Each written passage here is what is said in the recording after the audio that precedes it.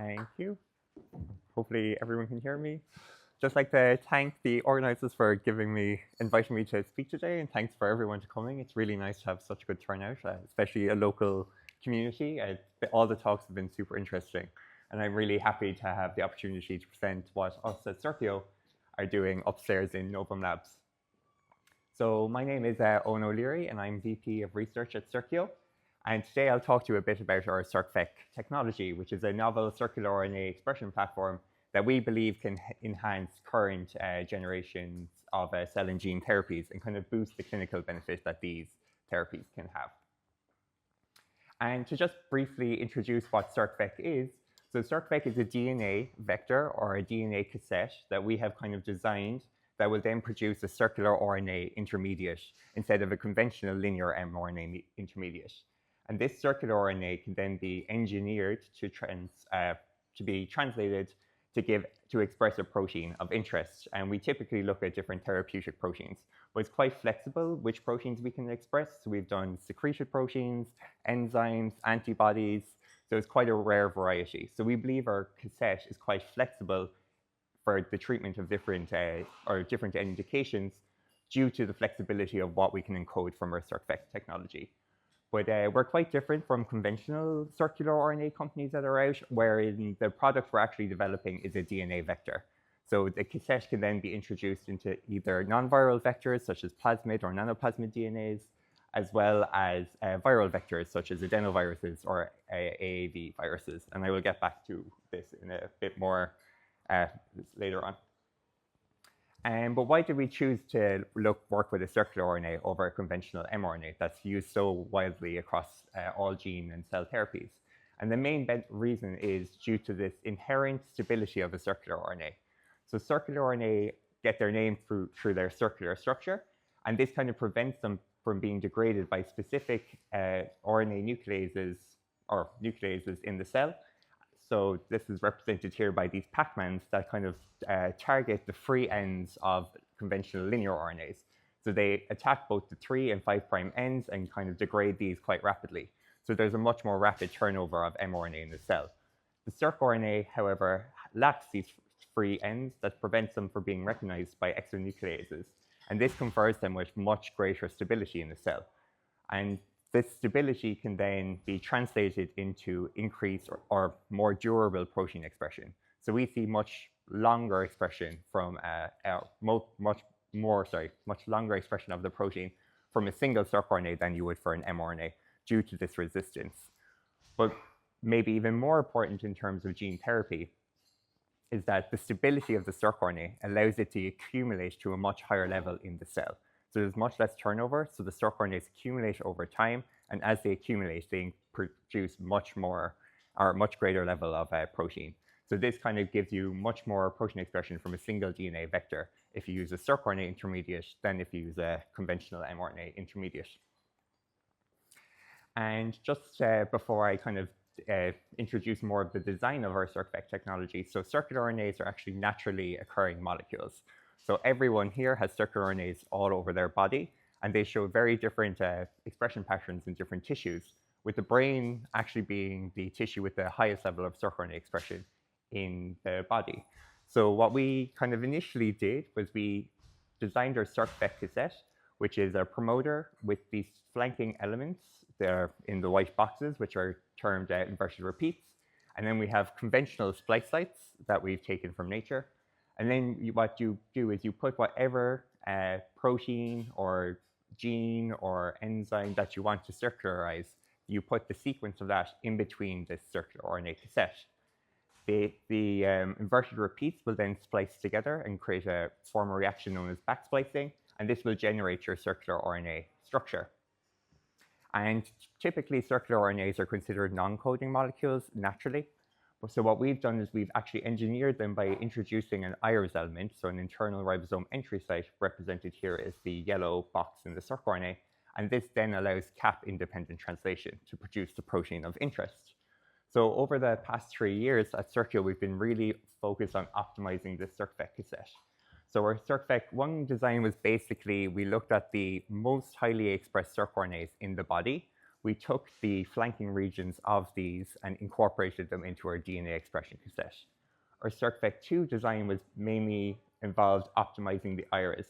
So we screened 1,000 irises and looked for the one that gave the highest level of protein production consistently. And most of these iris elements were actually derived from nature, and we actually took them from viruses. So viruses have these elements that really drive strong level of protein production. And then once we got to our CircVec3 cassette, we kind of went back to our original design and further optimized the flanking regions. So we've done different modifications that will further boost the protein expression from our cassette. And we see now almost a 30 improvement from our CircVec3 to the CircVec1 cassette. So we were quite happy with that. But this all work was done in vitro, and we wanted to really see how it would perform in vivo. So our initial in vivo experiments focused on using intramuscular injection of plasmid DNA expressing either circRNA or mRNA that would then express firefly luciferase. So we chose this because it's a luminescent luminescent protein that we could track the expression over time. So what we did is we injected the left hind leg of a mouse with an MVEC expressing or luciferase and right with the CircVec alternative. And what we saw is when we measured the half-life using different bioinformatic and statistical modeling, that we actually could predict that the CircVec produced the circRNA with a half-life of approximately 610 hours. So this was much higher than we even expected from the literature, where there seems to be a 5 to 10-fold or a 5-fold increase in half-life from a circRNA compared to an mRNA. The mRNA half-life is predicted at 8 hours, and this is actually quite consistent, which has been reported in the literature. So we were extremely happy and thrilled to see that the circRNA is behaving as expected and having a much more durable stability in the mice. But we also, more importantly, want to see how would this correlate to protein expression. And we actually see that this increased stability confers a much higher level of protein production, particularly when you look over time. So what you see for the mRNA is that there's a peak quite early on. So we see peak expression at day 10 when we use the MVEC cassette. But when we use our CircVec cassette, it's not until 1 month in that we actually reach the peak of the maximum expression from our CircVec. And then you see a much more rapid decline when you look at the MVEC, the yellow bar or the yellow line here, while you see a much more durable and prolonged expression from our CircVec cassette. And this kind of corresponded to a 15x protein enhancement from our CircVec compared to our MVEC, and expression for up to 6 months before we terminated the experiment. But this was all done kind of more in an academic approach to kind of see if we could see any benefits in terms of stability and protein production from our CircVec cassette. So next we wanted to move to more of a clinical or therapeutic models where we believe that our system could be beneficial. And two areas we're quite interested in is gene therapy and cell therapy. First, I'll maybe focus on the gene therapy aspect, and the most commonly used vector in gene therapy is an AAV, and this is used there's a lot of clinical studies on AAVs. Only 7 have been approved, and they're mainly in cardiac diseases, eye diseases, and muscular diseases, as well as some CNS diseases. And the main reason AAVs are used is because they have this very durable level of expression, and they also allow for tissue-specific targeting. However, there's still a large number of challenges faced by AAVs, and these are particularly due to their viral nature. You cannot redose. You also require an extremely high dose, and this increases the level of toxicity to the patient, but also in the cost of manufacturing. And some of these AAV gene therapies are up to $3 million per treatment. So it's quite a severe or quite a high cost to actually treat patients with these. And this toxicity can also lead to like severe adverse events such as death or severe illness that kind of further declines the patient's lifestyle and lifespan. And this has been reported recently in the summer, where 2 patients have died in a clinical trial for Danon disease using a cardiac targeted AAV, and also for a muscle targeted AAV by Sarepta. So what we believe at Circio is that by introducing our CircVec cassette into this AAV to replace the standard mRNA approach, that the enhanced durability from the circRNA and as well as the enhanced protein production will then allow us to reduce the dose and potentially improve or reduce the risk of toxicity and improve the efficacy of these gene therapies. So what we did is similar to what we did with the intramuscular injection, where we used a reporter protein, once again firefly luciferase, that we've put into either an AAV expressing a conventional MVEC or an AAV expressing a circVec.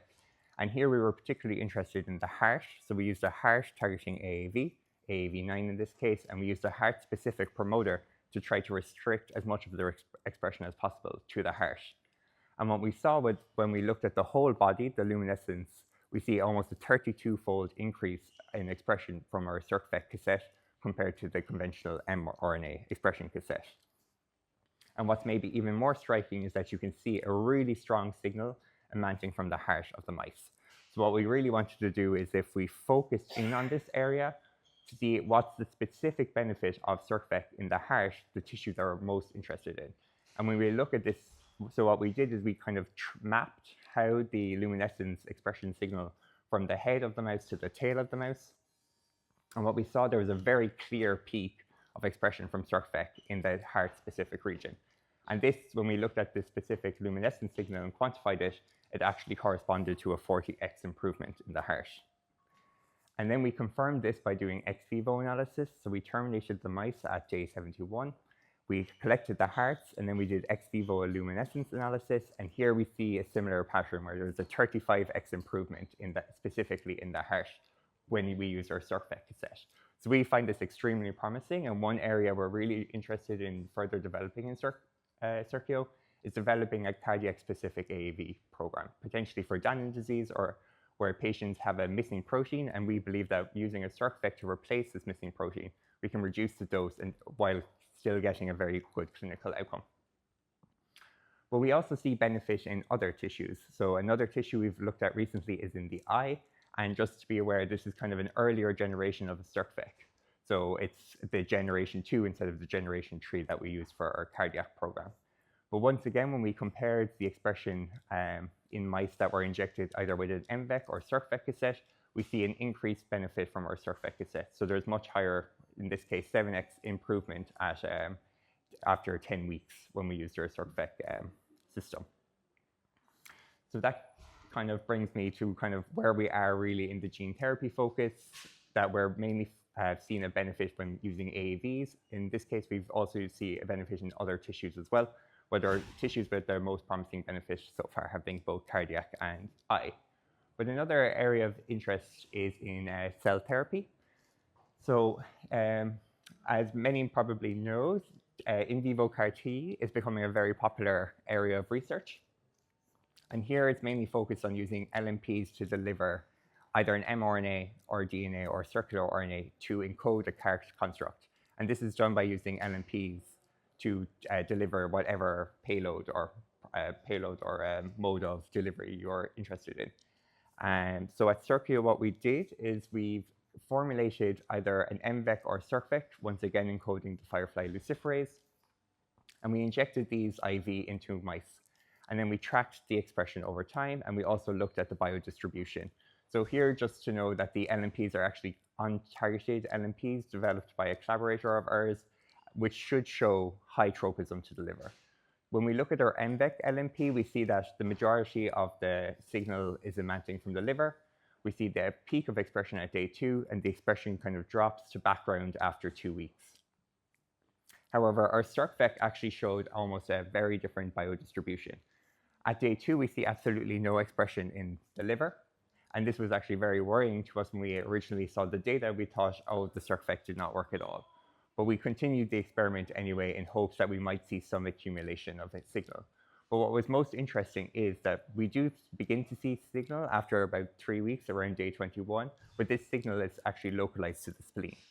So what we believe is that a small proportion of the LNPs are being trafficked to the spleen, and the inherent stability of the circRNA or some other system in the spleen allows the circRNA to accumulate at a much higher level. And we believe that this could have could be very advantageous in the development of an in vivo CAR T program. So what we're currently doing now is we've just sacrificed these mice, and we're now trying to identify which exact immune cell population in the spleen is showing this high level of circVec expression. And with that, I'd just like to summarize kind of what I've spoken about today. So we believe that circVec's improved durability could have a very strong potential in the development of new cell therapies. So this is particularly in terms of CAR-T or in vivo TCR production, where we believe that we can deliver our circVec cassette, and then that will give an increased durability and prolonged expression from a single injection. And maybe our bigger focus in the company is for gene therapy, where we want to maximize this enhanced expression we're seeing from when we incorporate a circVec cassette into an AAV to develop more therapeutic proteins, or more therapeutic programs, sorry. And the two focuses we're really on is in cardiac disease, where we see this extremely dramatic boost in expression when we use our circVec. So this 40x expression, we're really trying to maximize now. And we're currently in the process of developing more specific disease models to really test whether we can actually reduce the dose significantly. But we are quite hopeful that we will be able to reduce dose at least 10x, or 1 log, so 10x. And this will hopefully then be able to correspond with a much more reduced toxicity. But as everyone knows, science is a very big team effort. So I'd just like to thank everyone in the Circio team, particularly the Circio and R&D team. So we're actually based upstairs in Novum's lab. And this is Joanne Summer Mohammed, as well as Ola. And then I'd also like to thank the PKL Animal Facility, which is also based here in Novum. And that's led by Ying and Manon, who've done the vast majority of our in vivo work. And then I would also like to thank all of you for listening, and I'm happy to take any questions.